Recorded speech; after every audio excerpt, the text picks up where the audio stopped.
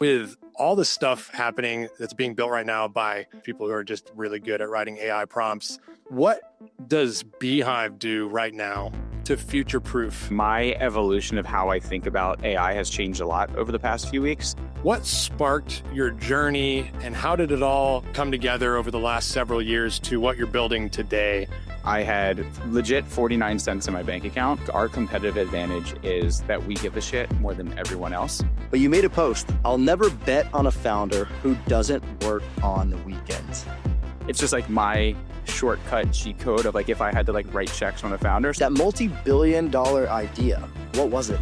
Yeah, so it was called Venture Storm. Do you still touch the code base today at beehiiv? I haven't in 2 years. Is something you wish more people knew about you that you don't think many people do know? It's so hard for me to think of something different. Hey, I want to buy beehiiv, no taxes are taken out. How much would need to be in that briefcase for you to walk away from beehiiv?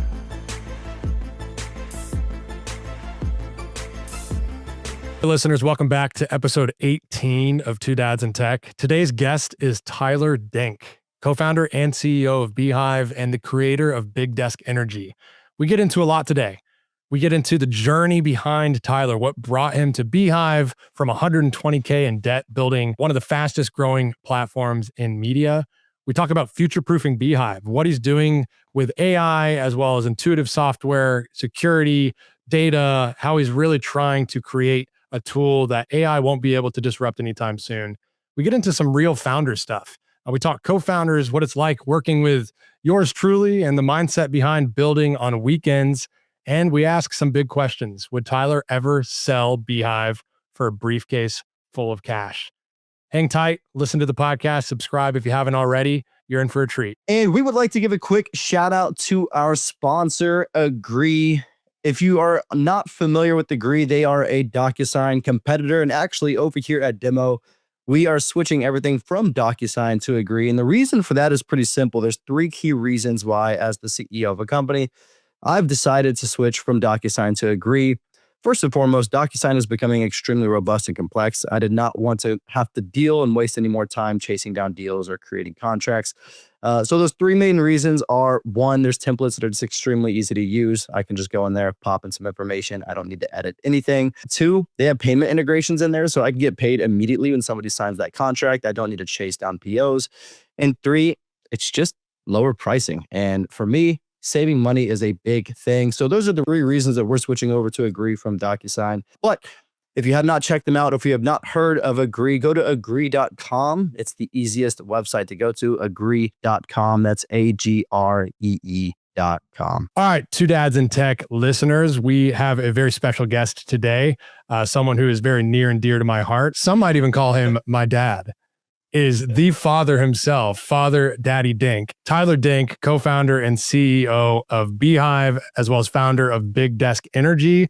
We have today on Two Dads in Tech. Super excited. Tyler, thanks for joining us today. Happy to be here. I think we're off to a hot start. I think I've already interrupted you twice and we're rolling. That's going to be a great introduction though. I think that's what Two Dads in Tech is here for, is these awesome little snippets where that introduction is going to do numbers. Tyler, before we jump in, for those who don't know you, we live in an ecosystem on Twitter where it's like, it seems like everyone knows everyone else in newsletters, but there's a lot of people listening to Two Dads in Tech, people on LinkedIn who might not know who you are. I want you to take us back to the beginning.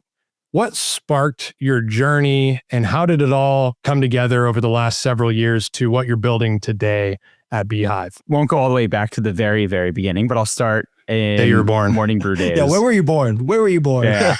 Baltimore, Maryland. I went to school at the University of Maryland, self-taught software developer, taught myself how to code, and built a startup in college that I thought and was convinced would be a multi-billion-dollar company. And it was not. But I spent 3.5 years tinkering, building, sacrificing weekends with two of my good friends. What that meant was I never got an internship experience. I never made money in college. I graduated with $120,000 of debt and had nothing on my resume when I graduated outside of like a failed startup and like the least marketable resume because I was self-taught software developer, no jobs, nothing during college. So moved back home. And I actually connected with Austin Reef, who's a childhood friend of mine from Baltimore. For those who are outside of the Twitter bubble that we live in, Austin Reef is the co-founder, CEO of Morning Brew. And so at the time, it was just him and Alex as 2 co-founders and a writer. And there were other newsletter companies growing, which was like The Skim was like an inspiration of Morning Brew. Axios was relatively new. And Austin's like, yo, we need help building this referral program and this social share feature. Would you be down to do that? I had legit 49 cents in my bank account. He offered $3,000 to build this thing, and no hesitation, I was like, absolutely, I can build that thing. Almost quit a few times during the journey, or like the 3 weeks of doing that, which felt like a journey. Didn't quit. And then as soon as I shifted, he's like, we have so many other things that we need help building. Would you build it for us? And one thing led to another. I ended up contracting all of that summer. Got a full-time job joining Morning Brew as the second employee, which was never really the plan, but kind of what I backed into. And then Morning Brew goes on to be a pretty wild success in this bubble that we live in.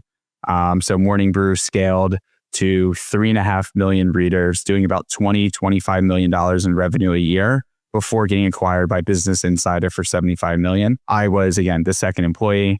I kind of did product engineering and growth and sort of built the different tools and infrastructure and growth strategies to help us scale.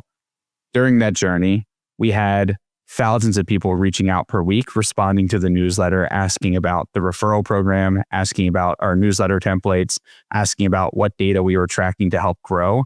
And these were people who either worked at a different media company, publisher, or just aspirationally wanted to build a newsletter as a side project or hobby, and kind of saw Morning Brew as like this beacon North Star that figured out the formula of how to grow very quickly and how to monetize. And when they came to me asking all these questions, that was like a signal to me of there's something that we built here that is special, that helped us grow faster, that helped us monetize and create something that people love outside of just the content, because obviously the content is king. Content was great. And then the tools in the ecosystem that already existed didn't solve the pain point or help get people the same outcome that Morning Brew eventually had. And so that was really the impetus for after Morning Brew got acquired. Actually, I left a week or two before Morning Brew got acquired, totally coincidentally. But after Morning Brew got acquired, ended up building beehiiv with my now 2 co-founders. And beehiiv is pretty much that. The simplest way to put it, Morning Brew in a box. But all of the tools, infrastructure, data, dashboards, sending, you name it. Like we help other publishers, creators, writers, journalists ideally have similar outcomes to Morning Brew in one way or another. And that was the 5-minute background that you didn't necessarily ask for, but you got. No, I love it. No. You mentioned the 2 co-founders. Of course, I know Ben and Jake. And I actually asked them before this podcast. I said, hey, I'm going to have Tyler on. What is one question I should ask Tyler that's going to totally throw him off? And Ben, without hesitation, said, who is Tyler's favorite co-founder? And so you must answer now. Between Jake and Ben, who do you prefer? No, you don't have to answer that, although we both know the answer. No. But yeah, no, he's like, well, I actually don't know the Let's do answer. it. What but is you it? don't have to answer. Well, right now it's Jake because Jake didn't ask that question. That's right. Actually, Jake just didn't respond. So that's very funny.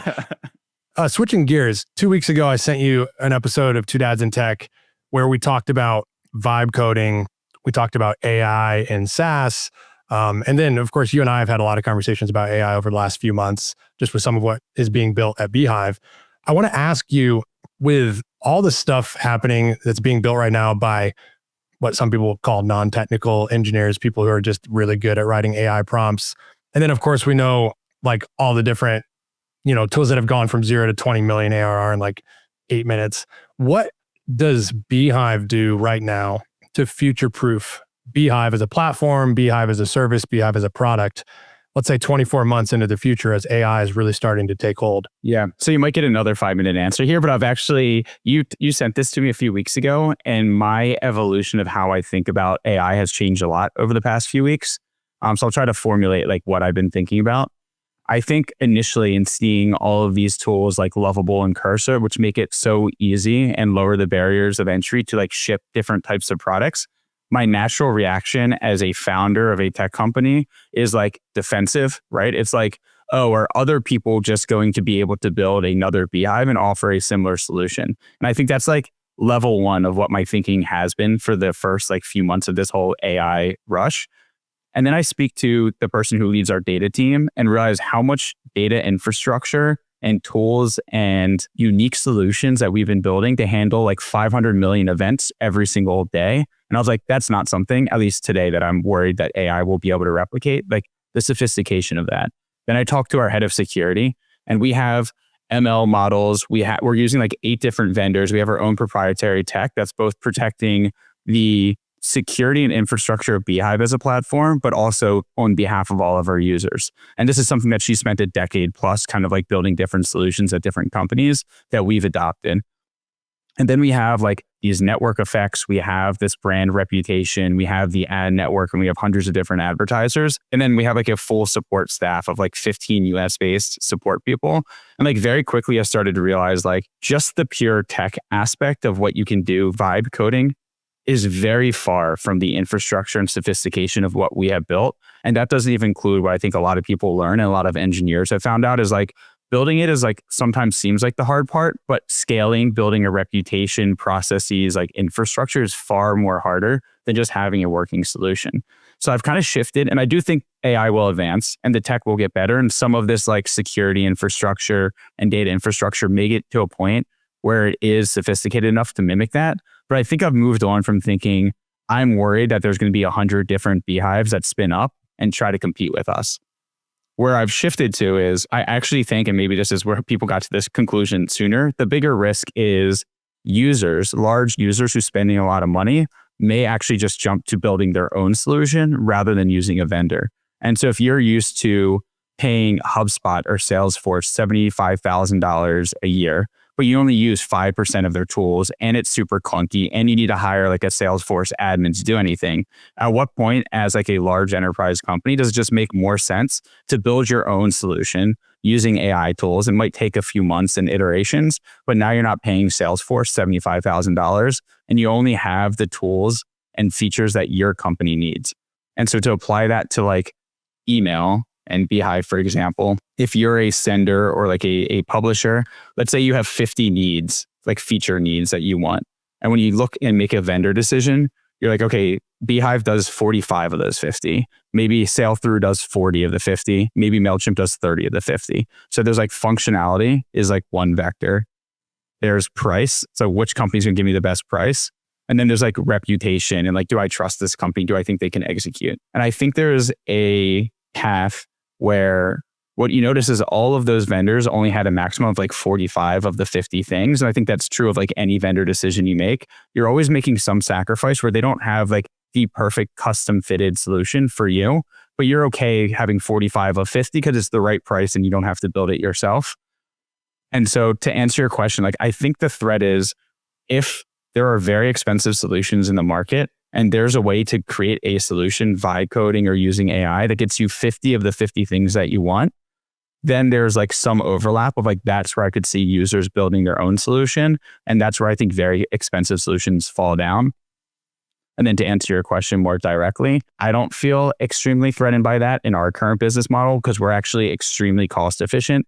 Like no one is spending that much money on our solution where the hurdle of like building your own solution makes a ton of sense. But I'd also say building it again is like one part. But if you are one of those more like the users who are spending more money, that means you're probably enterprise and you don't have the ability for things to break. And so like the risk of building your own solution and it not working, like who's fixing that? Who's the deliverability expert in your team? Who's doing maintenance? Like very quickly, the decision becomes, it's actually just easier to pay a company who totally specializes and has all this expertise and has ongoing maintenance and monitoring than building my own solution. It's a very roundabout way of like kind of how I've evolved in thinking about it. But it used to be I was scared of companies, like tons of competitors popping up. And I actually think that's much harder to do. Then it was like, oh, maybe all of our users are just going to build their perfect solution for themselves. But there's a lot of value that we provide too.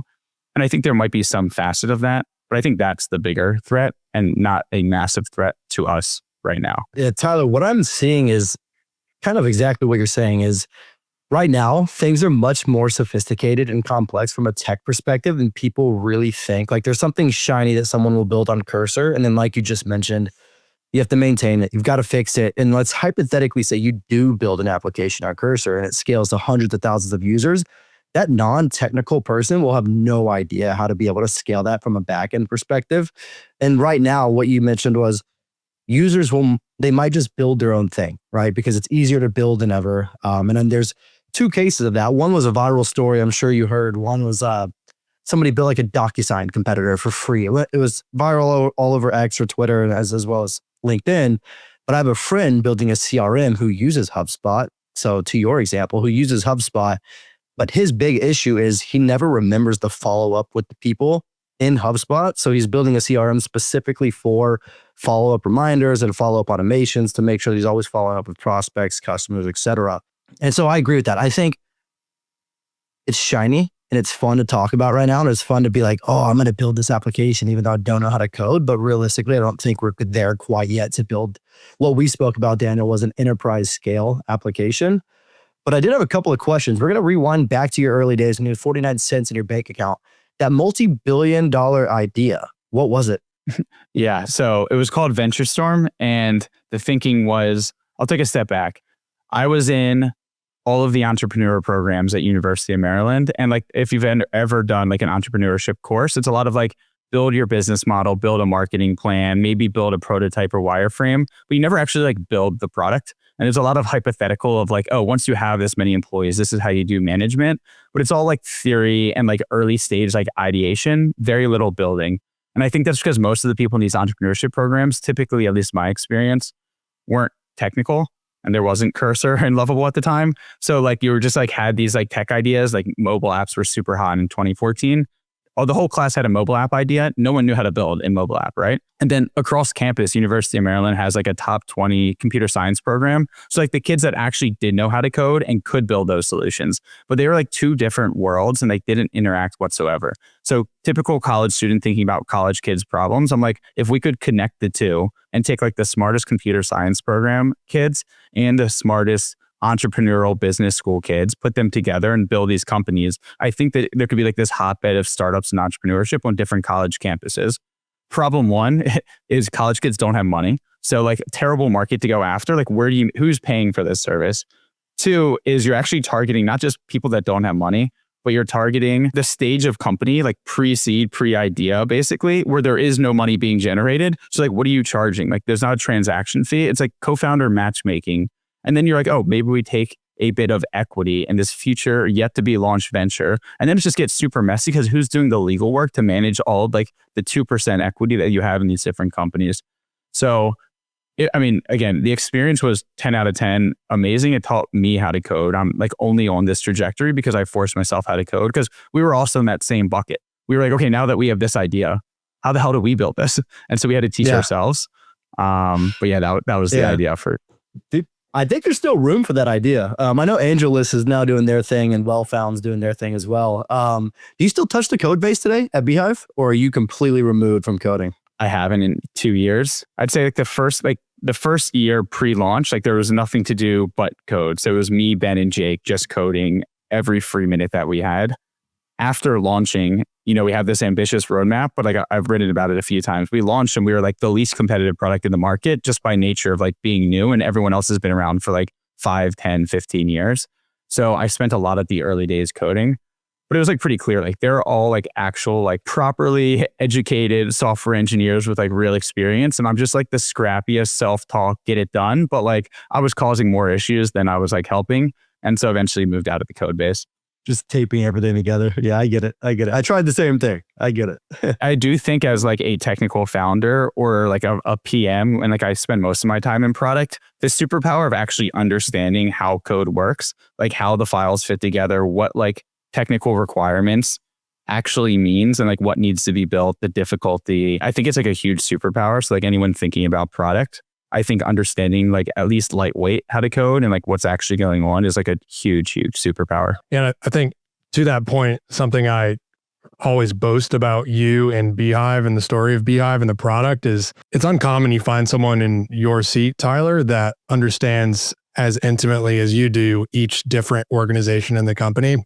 And not just conceptually from like a 30,000 foot view. I mean, without getting in all the details, beehiiv has a, weekly success lists and to-do lists, and each team giving their commitments of what they're going to complete that week. And we do a, end of week postmortem on what happened and what didn't, why not. And you're tuned into, for the most part, all of those things across now almost 100 employees.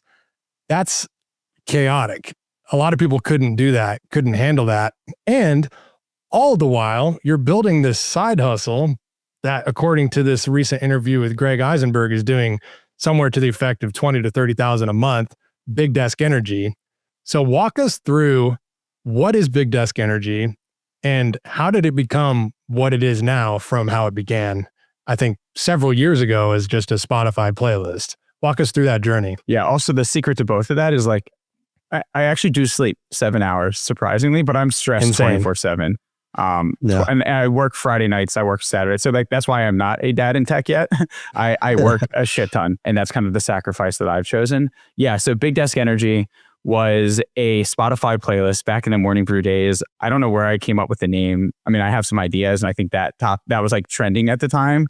And I listen to music the entire time that I'm working, and I've just found this like niche of music that is kind of upbeat, not distracting, not too hardcore, like very vibey, I'd say. And like, that's what allows me to focus best. And so I found like 2 songs, created a playlist, named it Big Desk Energy, got a logo for it, and started adding to it. And then other people in the office at Morning Brew started listening and sharing.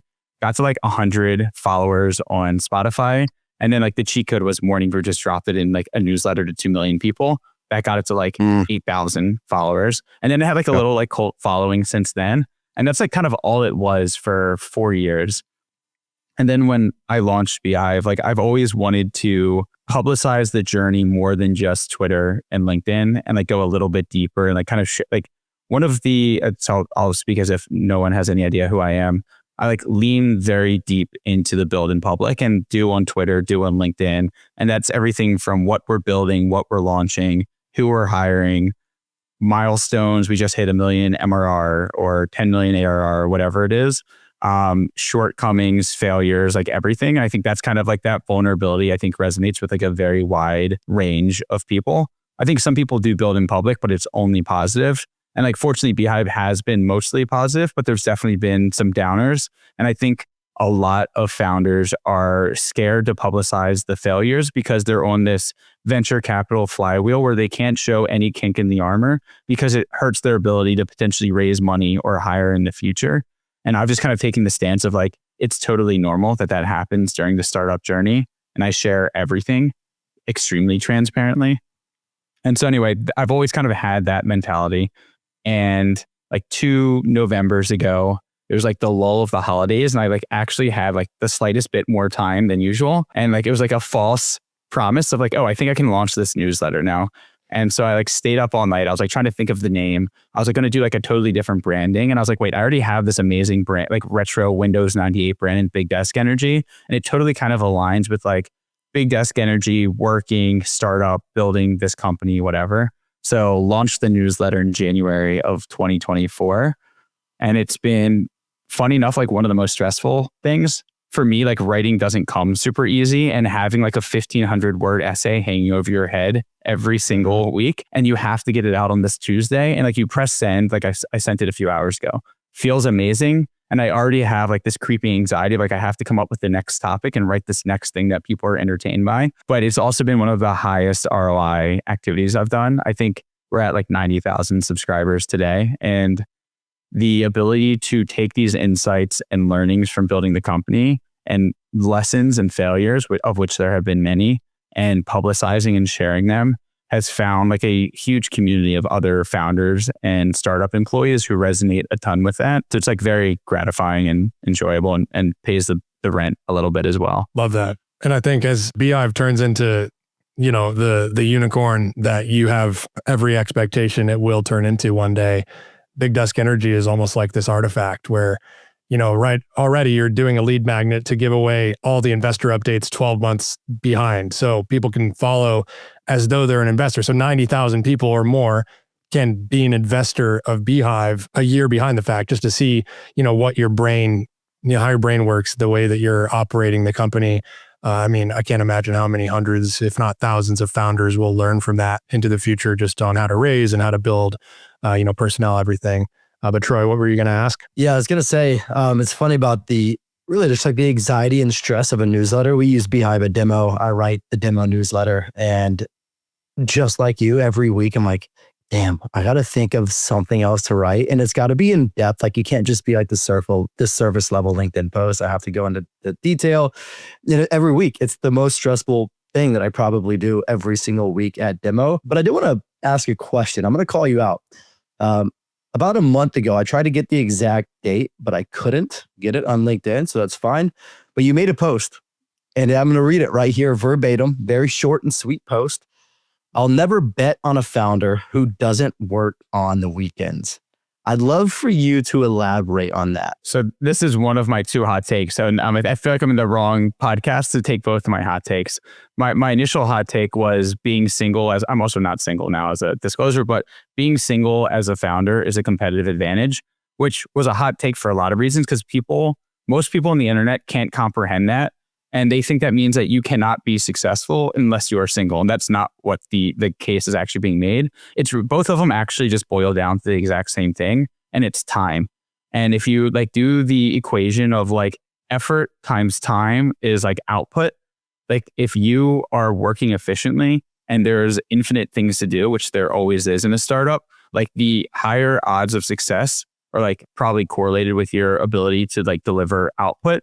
And output is a function of how much time you can put into something. In this world where there is infinite competition, where we are one of the smallest players in this space, as are most startups when they first start off with like against any incumbent industry, then I would personally go out of my way to bet on people that like put their company as like number 1, number 2, number 3 priority. And that typically means working on the weekends.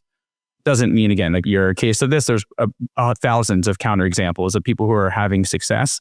It's just like my shortcut cheat code of like, if I had to like write checks on a founder, someone who's like putting their company first is like where I'd go first. Yeah, it's funny because we talked about this on Two Dads in Tech, and I'm actually in 100% agreement with you. So Daniel told me, or he asked me the question, do you think you can scale a high growth startup with a family? And my answer was, short answer, no. Like, yes, you can do it. I'm sure you can do it. But I essentially said what I'm sacrificing at Demo is revenue growth to be able to spend time with my family. And so I agree with your take that same thing with the single part, right? Like if you're single, and I know you have a girlfriend now or you have a partner now, whatever, but I definitely think that with the family, like I can only work like 1 or 2 hours on a weekend. And I even told my wife, I was like, I love you and I love our kids, but if we weren't together, which that will never be the case, I don't want that to be the case, but Demo would probably have 4 to 5x the revenue that we have today because I'd be able to spend so much more time on it. I wouldn't have to clock out at 5 p.m. and go help you with the kids and make dinner. And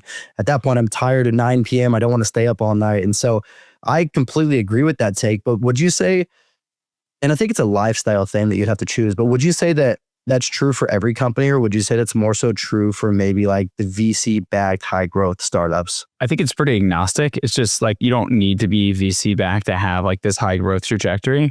And like if you want a lifestyle business and you want to open like a coffee shop down the street, like I don't think you need to be like slaving every weekend to be able to do this and hit these different revenue milestones. But if you're like in a hyper competitive space and you want to have multi-billion-dollar type of like outcome one day, I do think that it takes like, it's a ridiculously crazy thing to say and to happen, and to make it a reality, I think it takes like a ton of sacrifice.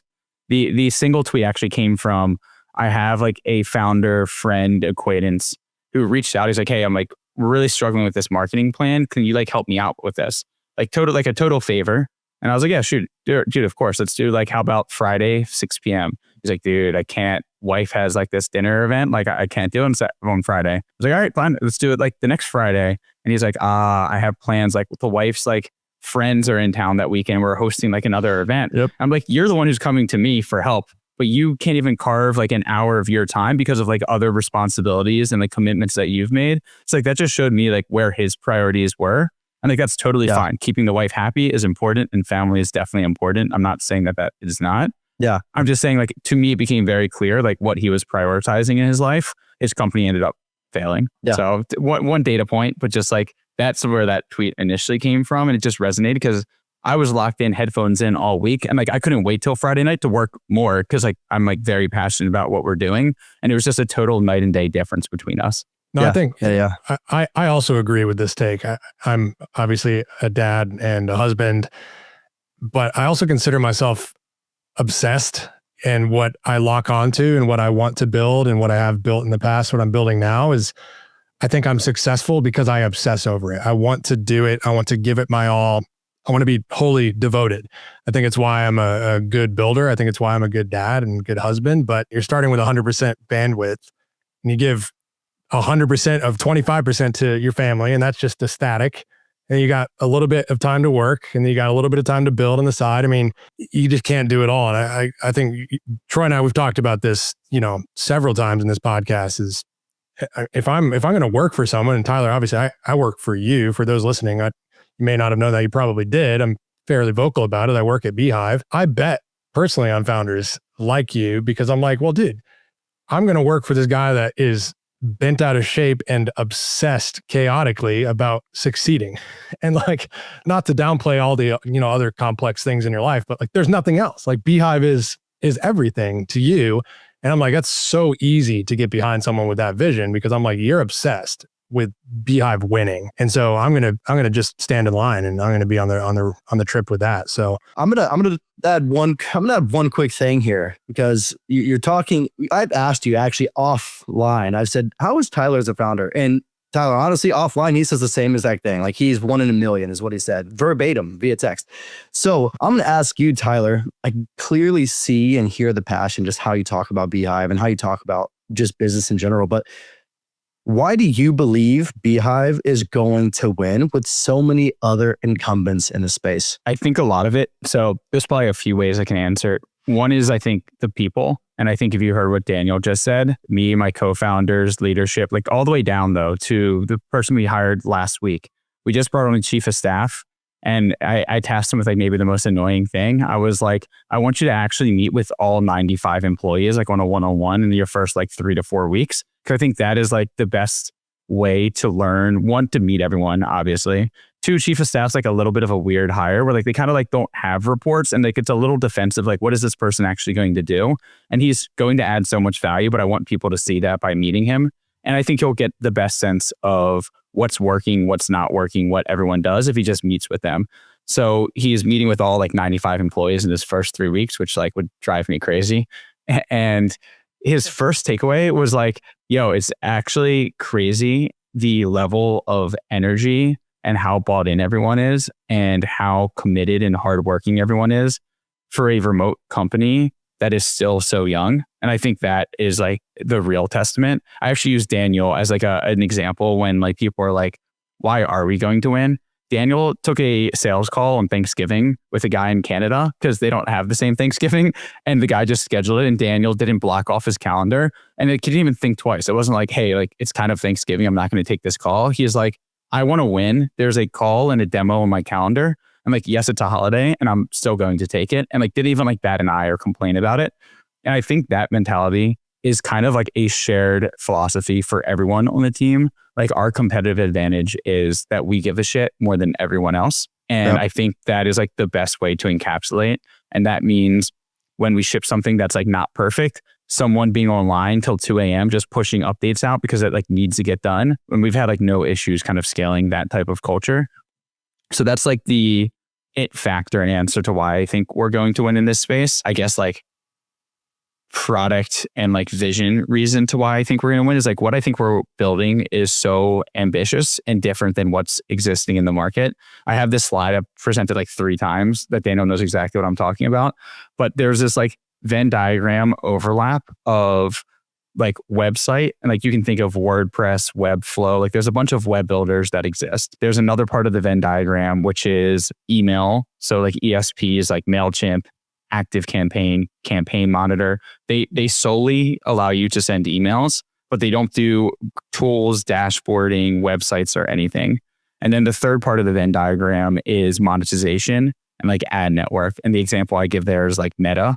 And like that's where most advertisers go with brand dollars to spend to find more customers because Meta can scale more or less infinitely and like get you a positive ROI. And that Venn diagram of digital home and website, email and like distribution, and monetization and ad network, the overlap of those three, there isn't a company that does that or is better positioned than we are. And I think that is like the multi-billion-dollar opportunity that we're sitting on. And that's what gets me excited to build this every day. Yeah. Yeah. And as a beehiiv customer, the way that you've built this ecosystem to be able to monetize literally at a snap of a finger, like Joe Schmo can go spin up a beehiiv account tonight and probably make $1,000 in the next 30 days if you really try, probably even more, right? If you're like grinding at it. I think it's really, it's very unique because I've used ActiveCampaign, I've used SendGrid, I've used MailChimp. Like that's just not really something that you do with those platforms. But I want to go back to your it factor. It's the people. It's kind of like the mentality. And of course, it's really hard to continue to scale that. You're, I believe, Series A recently, right? We did a Series B last year. Series B, that's right. Series B. Series B is typically when companies start to scale even faster, and then you start to lose a little bit of that touch, that culture. At least every Series B company that I've been at, which has been a few of them. But one thing personally that I'd like to know is, what are red flags that you know or that you can identify in people that you're interviewing in the early days? Because I've gone through the hiring process. I hate the hiring process. I dread it more than anything, besides writing a newsletter. So what are some red flags that I should be looking out for? Or anybody else out there that's hiring that you've identified while being a founder and scaling out a company? Yeah, I'd almost say rather than red flags, it might be like the inverse of like the hell yeah that jumps out when you know that you have the right person. I think typically like you kind of go through, like, I don't think the people who are interviewing love the hiring process, and typically the hiring manager doesn't love the hiring process, just as you explained. And every now and then you'll fall into a conversation that gives you so much energy because they're just throwing so many ideas that you haven't thought about. They're very thoughtful in their responses. They kind of are like, they take a bias to action and kind of show you what they're going to do. And like, I think a few examples of that. One of the first, we actually were never really hiring a product manager because I kind of like led product with my co-founder at the time. And product is like one of those things you don't really need, I feel like, until you have like a lot of engineers. And Shreya, who is the first product manager that we hired, sent me a full Notion company like product roadmap of like, this is what I would build for the next 12 months if I were you guys. And it was like broken down by quarter and had, I don't know, maybe 40 or 50 ideas that probably took her like maybe 20 to 30 hours to be able to like create this like Notion document. And she sent it in a cold email, which is like, she didn't even have a warm introduction. That's like 30 hours of sunk work without even knowing that anyone's going to ever click or look on that. And like that to me was like, this person gets it. They've put so much time and effort and thought into this. And like, there's also amazing ideas on this product roadmap that like I haven't even thought about. So like the value add was so clear that one, she wants to put in the work. Two, she's like, she will put in the work without the guarantee of success. And she like has already put a ton of thought and effort and brings like new, fresh ideas to the company. So like I got that. And I was like, before even getting on a call with her, I was like, we're going to hire this person. And so it's like stuff like that. Daniel did the same thing. Daniel reached out like every week for I think like a year. I think it was like 240 times. I counted it once in like 7 different mediums. It was insane chaos. Do not do this to either of us. If you want a job now, it will not work anymore. But it did 3 years ago. But it was like more than just the persistence. It was also like, yes, the persistence was there, which is kind of like what you want to see out of like a 10 out of 10 seller, right? Like the Daniel has what I don't have. It's like when I get a signal that like someone's like not interested, I like just turn the other way. And Daniel like digs in and doubles down and is like relentless, which is what makes him a great seller. But I would say what Daniel also did was like, whenever I tweeted any milestone or any problem, he would be like, oh, I can help you with this. This is what I used to do at my other company, or this is what I'm doing now. Mm-hmm. So like, it was like a real tangible use case. So like, this is the value that I can provide.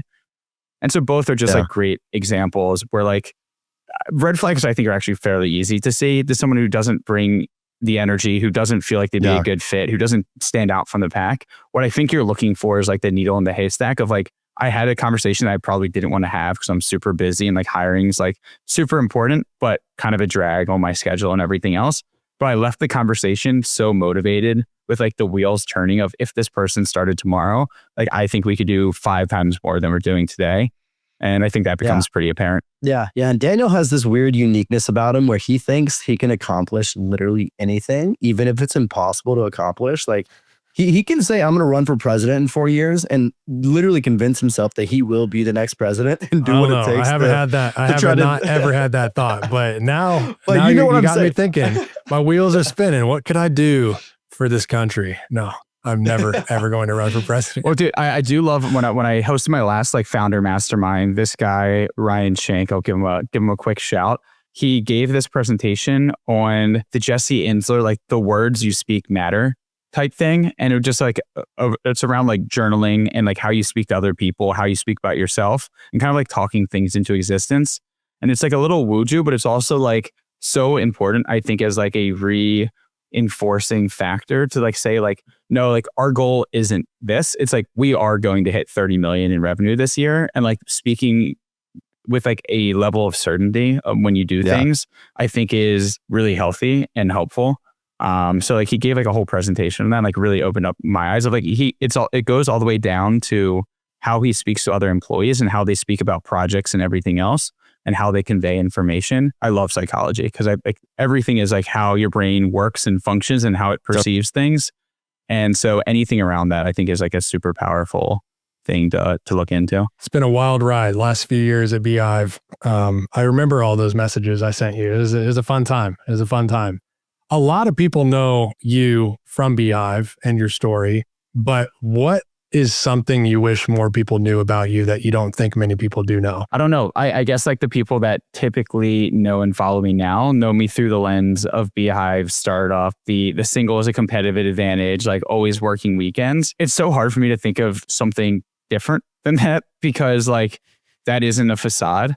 I am like all in. It's like when people ask me like what companies or what other trends you see that you admire. I'm like, bro, I wake up at 5:30 and I'm like staring at my computer building beehiiv till 9 p.m. And then I study Spanish for 30 minutes. I read for 30 minutes and then I go to sleep and I do it again. And like, I'm just like laser focused right now. So like, I'm a full psychopath. Yeah. Maybe my Spanish skills, we can flex on that. I don't know. Hey, no, definitely flex on it. I mean, that's admirable.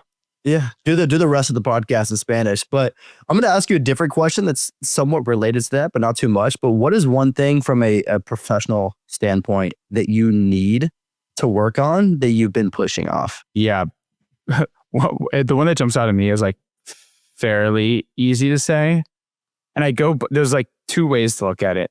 Me as like a manager, like what I enjoy the most about building a company is like the 0 to 1 phase of like, I love building. Mm-hmm. I love working on product and design and engineering, getting it in users' hands, understanding what they like, making it better. And like that, like repetitive process, right? Like when we were like the morning brew days, when we were 5 to 10 people was like 10 times more fun than we were 35, 40 people. And there's like more meetings in process.